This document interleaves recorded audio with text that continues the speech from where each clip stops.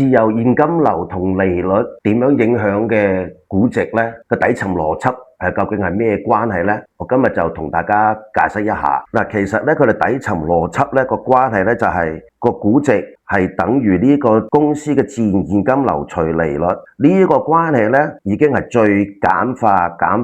嚟解釋俾大家聽嗰個關係性嘅啫。嗰條正式嘅公式就比較複雜啲嘅。咁先講緊啦，點解話呢排分析師成日都怕利率高呢？你可以見到，如果真係利率向上嘅話呢，咁你嘅估值就會減低啦。有另外一班分析師就話，就算佢利率升，佢哋都唔怕估值會降低，因為如果間公司嘅自然現金流係真係擴展得好好，佢嘅生意額、佢營業額真係超乎所有預期，而佢係真係賺到好多錢啦。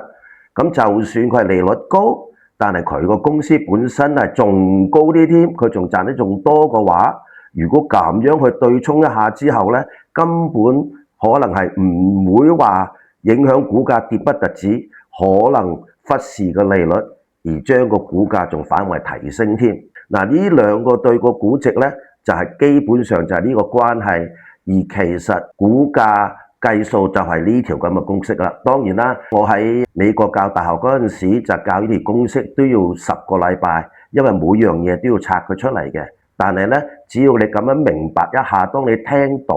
呢個財經新聞嚟講啊，點解對公司嘅現金流咁重要啊，或者個利率會係點啊，點樣影響股價，就你睇到呢一個三角個關係啦。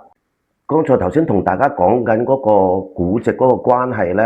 係適用於唔係淨係股價嘅，所有產生現金流嘅資產都係咁估值嘅。例如租房出去啊，或者甚至鋪位出去啊，只要係收現金流，呢一個就係愛嚟估值嘅方法㗎啦。